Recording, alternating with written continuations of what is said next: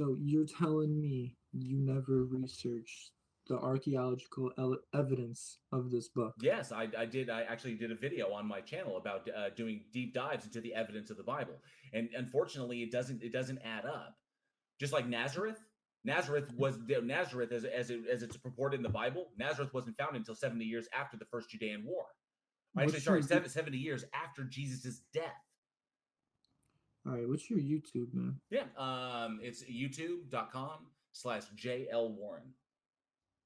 But I actually did. There was another theist who goes by the name of Kyle Butts with the World Video Bible School, and he does videos on this, like, seven proofs the Bible is the most historically accurate book in the world, and it's not. It's really I mean, it's wild, and I just debunk all of his stuff. But I had to spend 2 months diving into archaeology and biblical archaeology, and actually speak with the people who work in these fields to get their conclusions and read their papers and do as much research as I can. So I dove into it for about 2 months solid, every day diving into it, so I could understand these things and where they come from and the differences between the different Bibles in and of themselves. The KJV or the NSV or the internet, the ISV, whichever ones you want to use, and then come to this conclusion what the evidence stands for, what the evidence susses out. And the evidence susses out, like, for example, this is one example. Nazareth wasn't founded as a place, Nazareth, until 70 years after Christ's death. How could he go to a place after he's dead? 70 years after he was dead. That's just one. There's issues with, if you want to go to Cyrus the Great, and the things that he stated when he essentially he conquered Babylon. The Jews say he liberated Babylon, but he conquered it. And then he freed all the Mesopotamian peoples and said, you're allowed to practice your religions, because Cyrus the Great was pretty dang great and progressive. He respected the beliefs and the religions of the people of the land that he conquered, because this guy was setting up the foundation for the first Persian Empire. And so he goes in, essentially conquers Babylon, liberates all the people within, and say, go for it. You rebuild your temples, believe what you want to believe, practice what you want to practice. But the Jews in the Bible state that he was speaking directly to them. But the archaeological evidence from the Cyrus cylinder states that he wasn't speaking to the Jews. He was speaking to all of the peoples of Mesopotamia. Everyone, because it wasn't just the Jews in Babylon. Okay, so you don't want to go to hell, right? I don't believe that a thing exists. Okay, and if it existed, you wouldn't want to go there, right? That would depend. What do you mean? You don't want to be on fire for eternity, right? Who says necessarily I would be on fire? Which version of hell exists? Because I don't know which version it is. Is it a lake of fire where everybody gets thrown in, or is it like the 7 different circles, or the 9 levels, like Dante Alighieri, medieval Christianity, where that went, or is it? It's just a lake of fire. Well, it depends. Do I have the moral high ground to the being that threw me there? You have no high ground. I'm asking, would you want to go there if it was a lake of fire? It depends. It depends. Do I have the moral high ground? Because the reason I'm being sent there is not my own. Obviously, I wouldn't choose to. If I had a choice between staying in one place and being thrown into a lake of fire to burn for all eternity, where I never get acclimated to the pain over time, then obviously I would choose one, because I would choose the pleasure of just living over the pain of eternal torment. But there's also the reason as to why. Just because you're being faced with oblivion doesn't preclude you from asking questions about why you're facing it. Because if I suddenly recognize that this is what it is, and this is what I was thrown there, then yeah, I'd have the moral high ground. And the being that threw me there would know I did. Because it would know I came to my conclusions honestly. And it wasn't just like, well, I don't like God, so I'm not going to believe in God, blah, blah, blah. He would know it's not, this entity would know it's not emotional, that it is logical, rational, reasonable, and critically concluded. Yeah, there's a lot of people just like you, and a lot of people just like you have died into heaven, and they thought God would have just, spared them because they have the same conclusion as you, and they think that that's being rational. Well, it is, because that would be internally consistent with his omnibenevolence, right? That might be your opinion that it's rational, but to God, that will not get you into heaven. That's not my opinion that it's rational. That's That's what rationality is. That's your opinion though, and that does not matter to God. That's Well, the sad that truth. just makes God a tyrant, and I would never worship a tyrant No, ever. he is a loving God, and he is also a judge. Then that if that's another problem. Is he all merciful and all? Is he all merciful and all what's the and all just? Because he can't be both. Because God can mercy is be the suspension of anything. justice. See, all you have to do is just believe in Jesus, my friend. But I have to. You'd have to get rid of Okay, all of the okay, conclusions that I came to. That the okay, logical inconsistencies of this thing, okay. So and you have to justify you why I would believe in something without evidence. so go to the source yourself. Be like Jesus if you are real. Show me a sign. And I guarantee you, in a week or two, you will see a sign. And if you don't, pray again.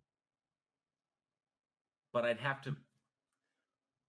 But then, okay, so hang on a second. So if I pray for something, but then if it happens, how do I? Okay, let's say I did this. Let's say I took this experiment on and I prayed, and something I prayed for happened. How do I know it's not confirmation bias? How do I eliminate the possibility of confirmation bias? If you prayed for it, it will happen. If I've it is prayed in for many God's things will. I've prayed for many things in the past that never happened. That never happened. If it is God's will, he will let it happen. The Bible says, when you pray, believe that you have received it and it will be yours. But what if you don't receive it? Then it wasn't your will and you didn't have to have it. What if it's food and then no food arrives? God will put food in your path if you believe in him. So why don't the children starving in Africa Here we go. who The are praying children every here. day not Yes. get food delivered to them? Yes. That this makes no sense. Come on, man. It Why works for aren't me but doesn't you work for them. why aren't you going down there and helping? I lack the means to do so. I make enough to support my life and my wife's life. That's it. That's how much I make. Now, if I suddenly Mhm. blow up to like 1.5 million subscribers and I start like raking in the ad revenue, that could change things. And I don't know what I would do with that excess money because I have everything I need now Yeah, and everything yeah, that I want. I don't want much else. yeah. So, but if all of a sudden I got super wealthy, that would, obviously I would have to make decisions regarding this. What do I do with my wealth? What do I invest in? What do I maximize? But I don't have that currently. So that question is kind of irrelevant coming, being faced at me is you asking why doesn't Bezos do something about it? Or Musk or individuals that have this Because kind of capacity, but you have individuals they like are Gates who are.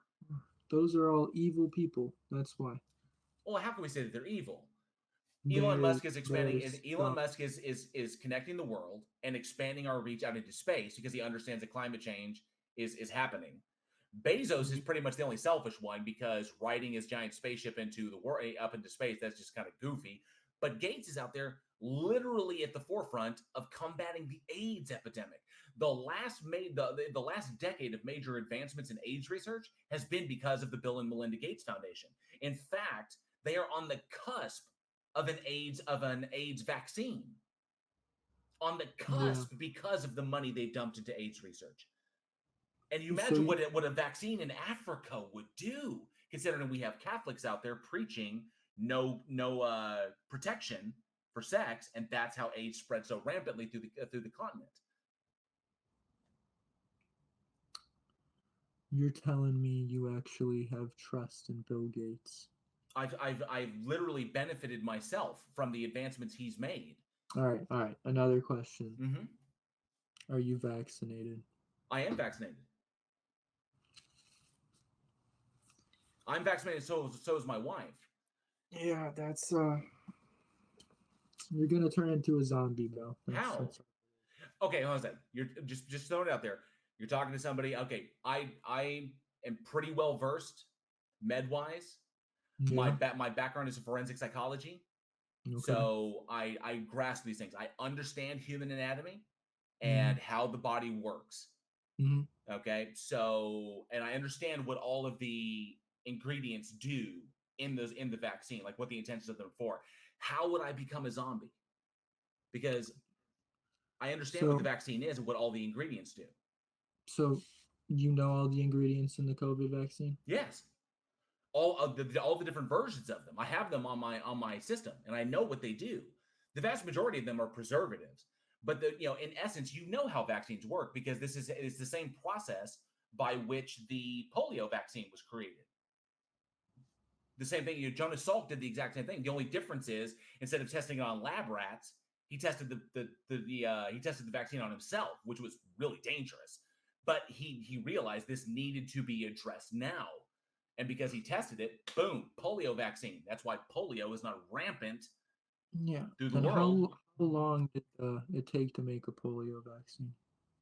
Well, he focused himself. A good amount of time, Yeah, but it like takes time. Yeah, 7 years, right? but yes, but it took him a long time to create that because he was ostensibly working alone. He Okay. had his team and everything, but he was essentially working by himself. We Mhm. had the bulk of essentially the world Okay. focused on this one thing. So So, yeah, so all we showed right here is when the world focuses its resources towards accomplishing a goal, we can get it done. okay. That's all it So, shows. how come the people that got the vaccine still get COVID? Because it's the same reason why you can get the flu shot and still get the flu. So, it's just a placebo. No, it's not a placebo because that's not how the immune system works. Just because you have the antibodies doesn't mean you can't get it. It just means it won't have the lasting effects because your body has the ability to fight it, which is why people who get the flu vaccine every year, which you come on, man, that they put out the things every year. Flu time, it's flu season. Get your flu Yeah. vaccine. And Yep. guess what? People get the flu vaccine and they still get the flu. They're just able to fight it Exactly. off. The government never gives us anything for free unless it's to inject themselves. Well, I mean, if you want to think Makes about it, sense, right? what is okay? I'm saying, why would someone, if the government, this is something that I ran into before with that anti-vaxxer. There was an anti-vaxxer COVID denier who recently died, Flat Earth Fokker, Mac. I can't remember his last name. He went by Flat Earth Fokker. I think his name was Mac Pehar or something like that. But he died Yeah. from COVID because he denied that he had it, and he Okay. refused to seek medical attention. Because Okay. because in his mind COVID didn't exist, and they found him dead in his house because of it. Yeah. You do you believe that there's any bad side effects to the vaccine? Or There's a small percentage of the population that can have adverse reactions to vaccines, but we're all made aware of that can happen. In fact, I have a friend who had a nasty reaction to the AstraZeneca vaccine that he's currently dealing with. This is because he's over 60 years old, and I mean that happens sometimes, but doesn't happen to everybody. And yeah. it's a small percentage of the population that it does occur to, which is within the limits. But guess what? All of this information is available for you to read. They tell you there is a small portion of the population that has that has a reaction to this, depending upon which one you take. So they make you fully informed before you go and get the one that you want. Get and there's multiple versions too. Yep. So I have a that's the question point. for you. So how? But here's the thing. Here's the thing that I ran to. Something that he brought up. That this guy who passed away. That's something he brought up. Why would the government? Either the government wants me to be sick, or the government wants me to be a zombie. But if I'm a zombie, I can't do work. If I can't do work, I can't pay taxes. Or if I'm sick, I can't do work. If I can't do work, I can't pay taxes because I'm sick. I can't buy It's anything. all If about you make your control. population sick or a zombie, No, what taxes are we going to pay? it's all about control, my friend. How are they controlling me? Because my life hasn't changed.